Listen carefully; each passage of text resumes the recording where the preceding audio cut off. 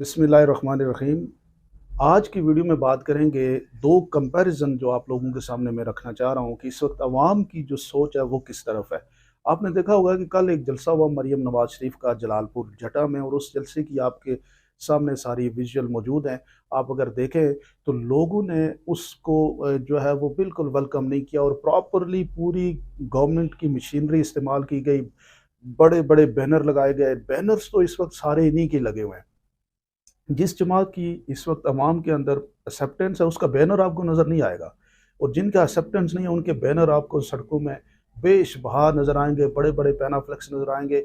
लेकिन उनके जलसों के अंदर आपको खाली कुर्सी और झंडा नज़र आता है, बाकी अवाम वहाँ पे नहीं नज़र आती। और जिस जमात के लिए झंडा और कुर्सी का कोई बंदोबस्त नहीं है, जहाँ पे पानी छोड़ दिया जाता है, बैठने की जगह नहीं होती, अवाम खड़े होते हैं, तो वहाँ आपको आपको क्राउड नज़र आता है। वो है पाकिस्तान तहरीक इंसाफ के वर्कर कन्वेंशन जो आप देख रहे हैं मुख्तलिफ जगहों पे अभी KPK में हो रहे हैं।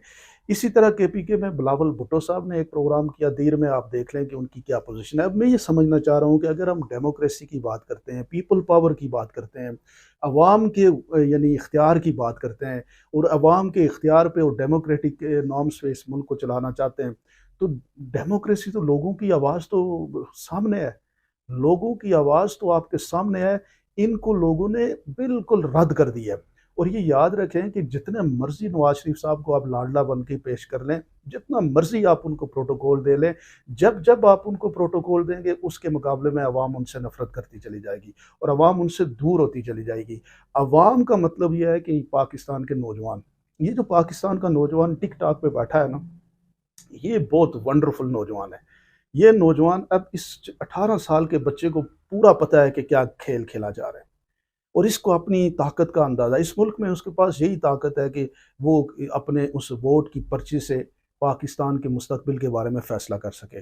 जो आप जितना मर्ज़ी इनको प्रोटोकॉल दे देंगे, ये उतना पाकिस्तानी लोग चिढ़ेंगे। पाकिस्तानी लोग, अवाम जो है, नौजवान जो है वो चिढ़ जाएगा, और वो आज चिढ़ा हुआ है और उसने ज़िद बनाई हुई है, और उसी का आप हालात देख रहे हैं कि जलसे जुलूस ये करते हैं, बेचारों के पैसे भी लगते हैं, खर्चे भी होते हैं, बड़े-बड़े पैनाफ्लेक्स भी लगते हैं।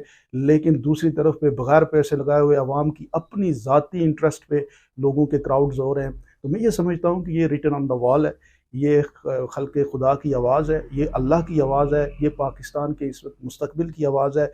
इस आवाज़ को, इस अवाम की नब्ज़ को पहचानना चाहिए, और पाकिस्तान के मकबूल तरीन लीडर के साथ बैठ के एक जिसे कहते हैं एक नेशनल कॉन्फ्रेंस होनी चाहिए, ताकि पाकिस्तान के मसाइल का हल हो।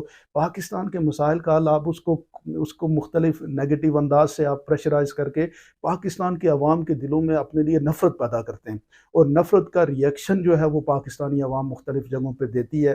कितना मतलब आपने देखा होगा कि 1 साल से ये सारा कुछ प्रेशराइज़ भी किया जा रहा है, मुख्तलिफ लोगों को डराया धमकाया भी जा रहा है, मुख्तलिफ लोगों के ऊपर पर्चे भी हो गए, लेकिन उसके बावजूद जो है लोग जो है वो मानने के लिए तैयार नहीं है। तो बेहतर यही है कि पाकिस्तान को साफ़ और शफाफ इलेक्शन की तरफ लेके जाना चाहिए। ये ब्लेसिंग इन डिस्गाइज़ है इस वक्त। मतलब पाकिस्तान की इस वक्त की एस्टेब्लिशमेंट अपनी ज़िंदगी का सबसे बड़ा काम कर लेगी अगर इस मुल्क को free and fair election they गई, और फ्री एंड फेयर इलेक्शन से आपकी इज़्ज़त भी बनेगी और इस मुल्क के मसले भी हल होंगे। आपको 2 साल के बाद फिर ग्राउंड ज़ीरो की तरफ नहीं जाना पड़ेगा, बल्कि यहाँ से ही एक बुनियाद बनेगी, यहाँ से ही एक मौका मिलेगा इस मुल्क को आगे बढ़ाने का। तो सबको मिल के इसकी कोशिश करनी चाहिए कि ताकि पाकिस्तान आगे बढ़े।